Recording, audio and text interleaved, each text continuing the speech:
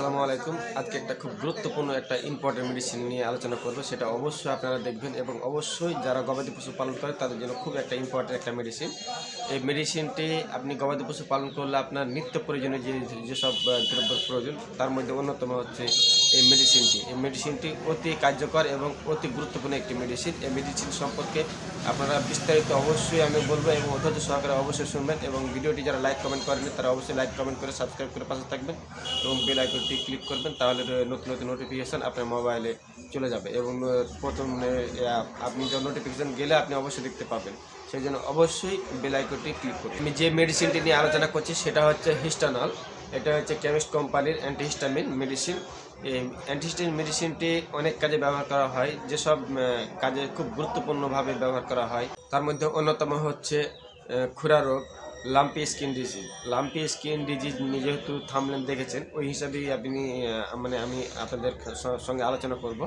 Lumpy skin যেহেতু এটা হলো একটা ভাইরাসজনিত রোগ এবং অনেকেই ফোড়া বলে বা গোটা গোটা বলে, যখন এই গোটাটা যখন পানি হয়ে যখন গলে যাবে অর্থাৎ ফুটে যাবে তখন কিন্তু শরীর কিন্তু শুশুর করে, মানে রস মরে আসলে যেভাবে আমাদের কাটা হলে বা যেভাবে আমাদের শুকায় যেমন শুশুর করে, সেভাবে গবাদি পশুরও কিন্তু সেভাবে সমস্যা দেখা দেয়। কিন্তু আপনি এই হিস্টানলটা যদি প্রয়োগ করেন তাহলে যেটা চুলকানি ওই ধরনের কোনো সমস্যা দেখা দেবে না। এটা আপনি কন্টিনিউ যতদিন ভালো না হবে 15-20 দিন ব্যবহার করতে পারবেন। সেই জন্য অ্যান্টিহিস্টামিন বিষয়ে যেটা হিস্টানল, এটা খুব গুরুত্বপূর্ণ একটি মেডিসিন।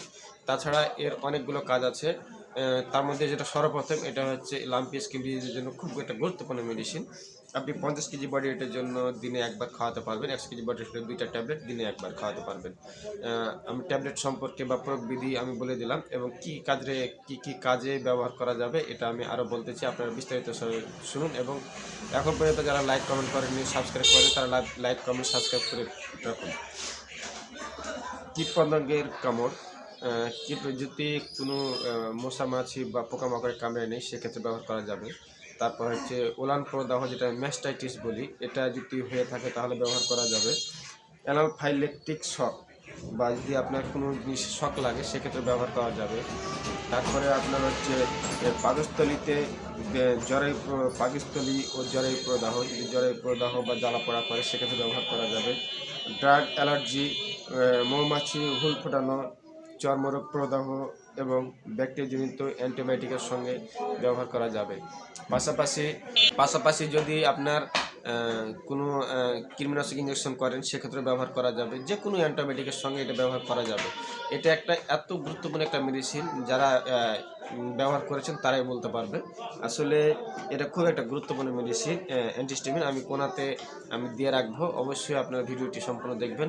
যারা লাইক কমেন্ট করতে ভুলে গেছে তারা অবশ্যই লাইক কমেন্ট করুন এবং সাবস্ক্রাইব করুন এবং নতুন নতুন ভিডিও পেতে অবশ্যই বেল আইকনটি ক্লিক করুন এবং অল করে রাখুন নোটিফিকেশন, তাহলে অবশ্যই নতুন নতুন ভিডিও পেয়ে থাকবেন।